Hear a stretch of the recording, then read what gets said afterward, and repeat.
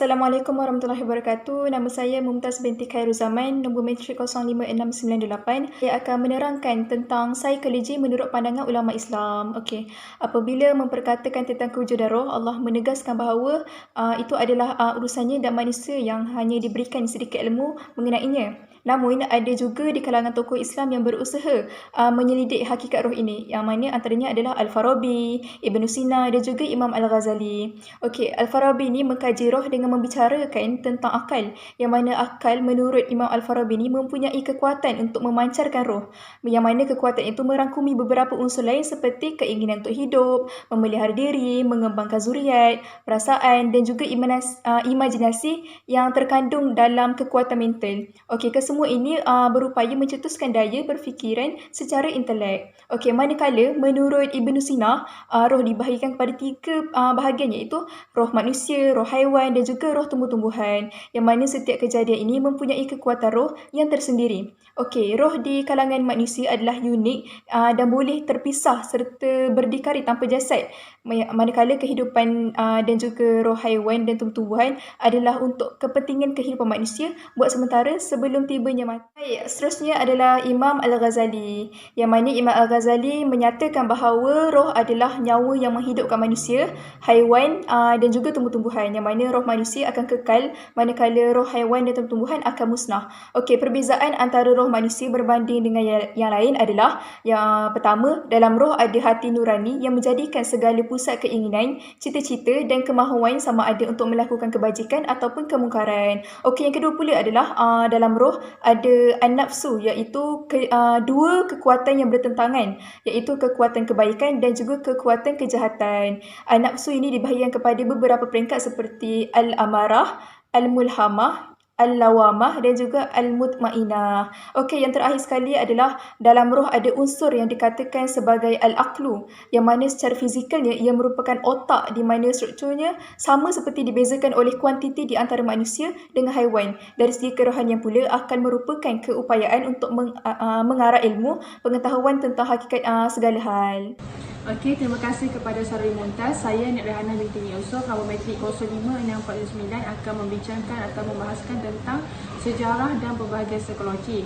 Dalam sejarah psikologi Islam ini terbahagi kepada dua, iaitu zaman dahulu ataupun zaman klasik, dan yang kedua zaman moden. Okey, terdapat dua bahagian utama mengenai jiwa an-nafs pada zaman klasik, iaitu kelompok yang pertama yang bermula daripada zaman kenabian sehingga Daulah Umayyah, dan mereka ini adalah dinasti ulama yang awal yang membahas tentang jiwa an-nafs semata-mata bersumberkan dengan Al-Quran dan juga As-Sunnah.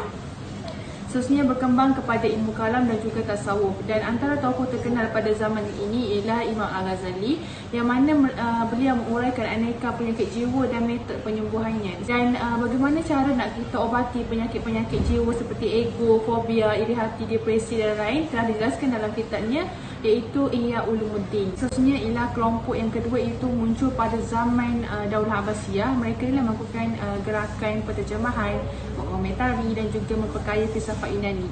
Selain Al-Quran dan juga hadis, mereka juga memanfaatkan filsafat Yunani yang telah direhabilitasi sebagai landasan mengkaji jiwa.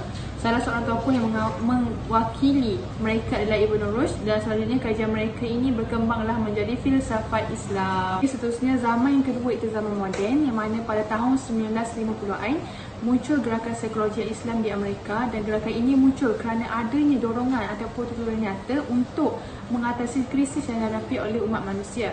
Gerakan ini terus berlanjutkan dan psikologi Islam terus mendapat perhatian hingga tahun 1978 yang diadakan Symposium of Psychology and Islam di Riyadh, Arab Saudi.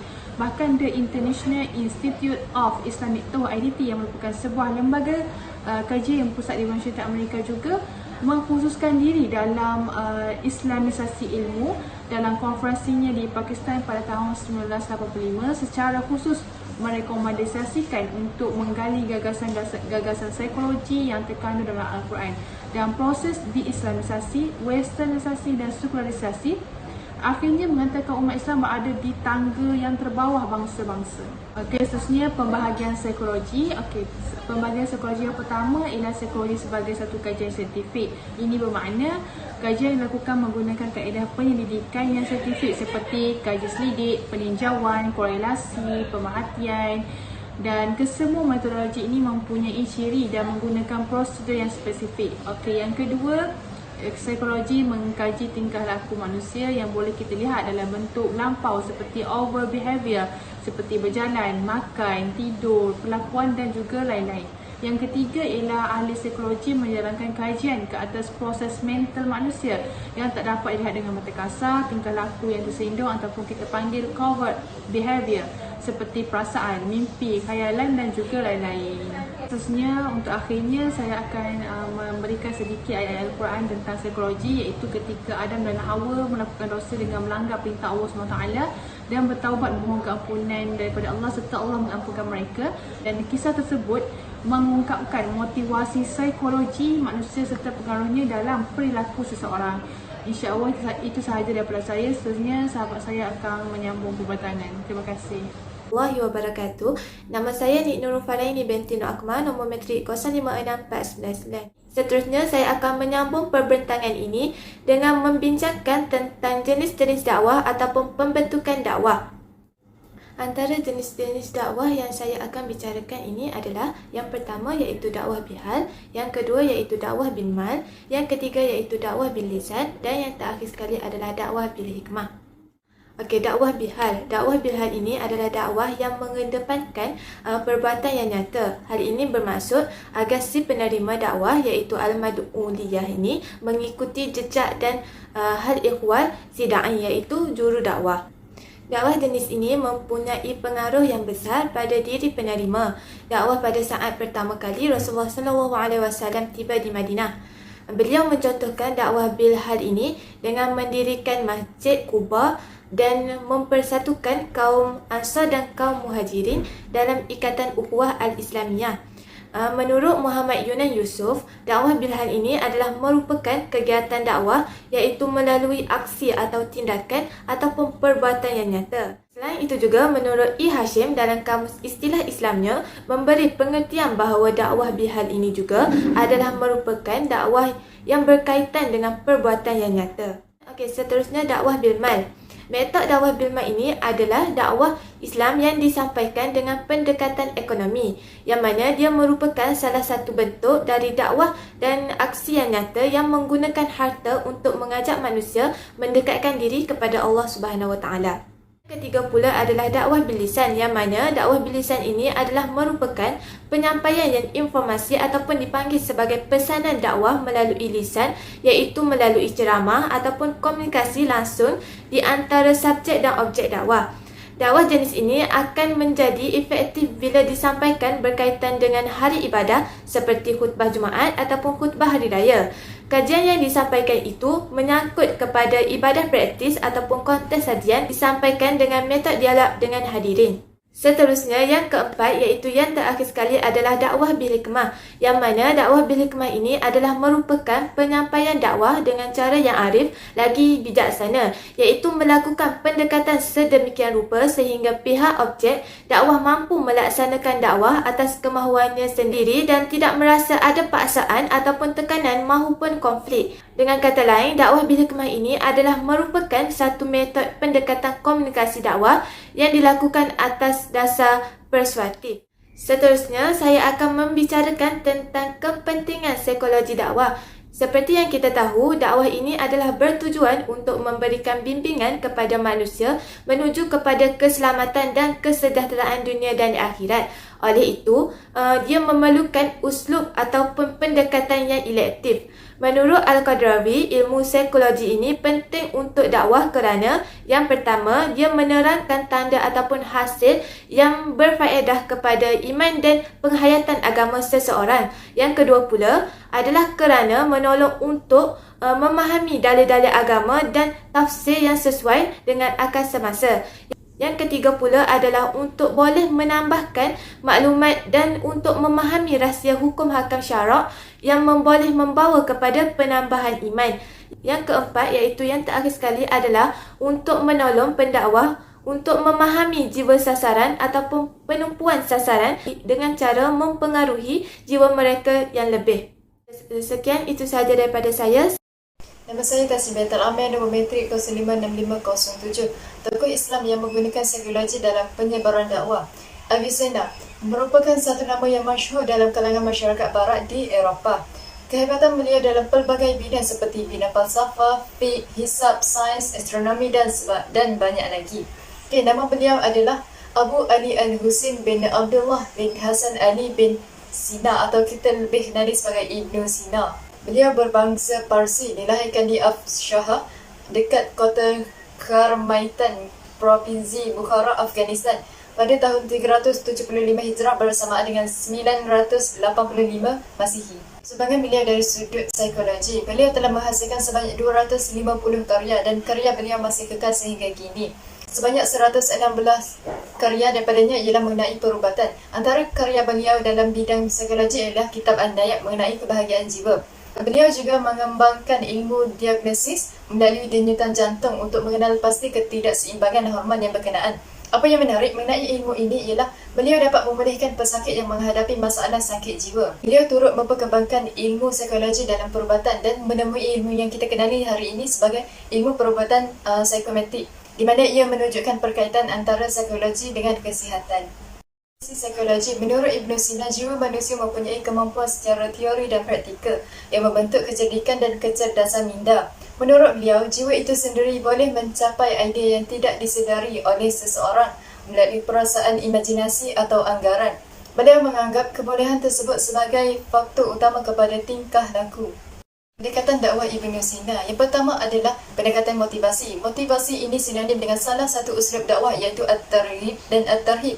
At-targhib secara umumnya bermaksud perkara yang dapat mendorong seseorang kepada kebaikan melalui galakan dan rangsangan. Manakala at-tarhib berarti memberi rasa gerun dan takut kepada seseorang terhadap hukuman dan balasan Allah SWT. Yang kedua adalah pendekatan emosi. Pendekatan emosi juga boleh dilakukan dalam bentuk pernyataan simpati dan belas kasihan terhadap situasi yang mereka hadapi. Contohnya, dalam bentuk memujuk, memberikan perhatian, kasih sayang dan menuturkan kata-kata yang lemah lembut. Pendekatan yang ketiga adalah tazkiyatun an-nafs. Tazkiyatun an-nafs merupakan kunci untuk meluruskan suluk, yakni perilaku. Tazkiyatun an-nafs secara umum bermaksud pembersihan, penyucian dan penyuburan jiwa. Pendekatan ini amat sesuai merawat jiwa yang tidak tenang dan gelisah. Sekian daripada saya. Bismillahirrahmanirrahim. Assalamualaikum warahmatullahi taala wabarakatuh. Nama saya Adani Fakia binti Muhammad Zairus, nombor metrik 056694. Okey, seterusnya saya akan menyambung kepada tokoh Islam yang kedua iaitu Al-Farabi. Nama sebenar beliau ialah Abu Nas Muhammad ibnu Turhan ibnu Uzla Al-Farabi. Beliau dilahirkan pada tahun 874 Masih di Transosia yang terletak dalam wilayah Wasish di Turki. Beliau wafat pada tahun 950 Masih. Antara bidang yang beliau ceburi ialah beliau mampu menguasai pelbagai bidang bahasa serta beliau merupakan seorang pemuzik yang handal, serta beliau juga memiliki ilmu pengetahuan yang mendalam dalam bidang perubatan, psikologi, sains, matematik dan sejarah, tetapi keterampilannya sebagai seorang ilmuwan yang terulung lebih mendalam kepada bidang falsafah. Baik, berdasarkan dalam bidang penulisan beliau banyak merujuk kepada ahli falsafah Yunani seperti Socrates, Aristotle dan Plato, sehingga beliau ini digelar sebagai Aristotle yang kedua. Tetapi beliau tidak mengikuti ahli tersebut dalam semua perkara, malah merujuk kepada Al-Quran dan As-Sunnah. Okay, menurut tokoh psikologi Islam Al-Farabi mengenai psikologi ini ialah yang mana ia bermula dengan penggunaan akal. Akal ini dikaitkan oleh beliau sebagai satu gejala yang mempunyai daya kekuatan yang dapat memancarkan roh. Daya kekuatan yang dimaksudkan oleh tokoh Islam ini iaitu Al-Farabi itu yang merangkumi beberapa daya dan kemampuan yang lain. Seperti yang pertama iaitu kemampuan untuk tumbuh yang disebut sebagai daya vegetatif ataupun dalam bahasa Arab itu Al-Quwah Al-Ghaziyah. Yang kedua ialah daya mengindra iaitu Al-Quwah Al-Hassah. Dan yang ketiga ialah daya imajinasi iaitu Al-Quwah Al-Mutakhayilah. Dan yang keempat ialah daya berfikir Al-Quwah Al-Natiqah. Dan yang kelima adalah daya rasa iaitu Al-Quwah Al-Tarwi'iyah. Berdasarkan tokoh psikologi Islam Al-Farabi, akal juga mempunyai dua bahagian kekuatan. Yang pertama, boleh berfikir sesuatu yang berbentuk abstrak iaitu terpisah daripada kebendaan yang dapat dirasai. Yang kedua ialah daya kekuatan untuk mencari sesuatu yang dapat memberi faedah, kebaikan dan kesempurnaan jasmani. Daya kekuatan yang kedua ini akan hancur jasad di telan bumi, sedangkan daya kekuatan yang pertama akan dibangkitkan bersama roh pada hari kiamat. Baik, Baik, kesimpulannya adalah berdasarkan video-video yang telah diterangkan oleh sahabat-sahabat saya sebentar tadi, kita dapat ketahui dan simpulkan bahawa dengan mempelajari psikologi dapat memudahkan kita untuk mengetahui karakter orang yang akan kita hadapi ataupun orang yang diajak untuk berdakwah. Okey, selain itu Imam Al-Ghazali sebagai salah satu tokoh ulama yang memiliki kecekapan dalam bidang dakwah, ketajamannya dalam menyusun seni komunikasi khusus dalam berdakwah merupakan salah satu aspek kelebihan beliau dalam memperjalankan aktiviti dakwahnya. Okey, akhir sekali dakwah adalah satu kegiatan dan misi yang terpuji yang mana memerlukan seni dalam menyampaikannya. Oleh itu, penguasaan aspek psikologi merupakan salah satu aspek yang harus ditingkatkan dalam upaya menghasilkan dakwah yang berkualiti. Okey, dengan demikian dakwah akan dapat berjalan dengan baik serta menghasilkan tujuan sebagaimana yang diinginkan. Okey, sekian sahaja daripada saya dan ahli kumpulan yang lain daripada kumpulan 4. Saya harap para penonton dapat manfaat daripada video ini. Sekian, terima kasih.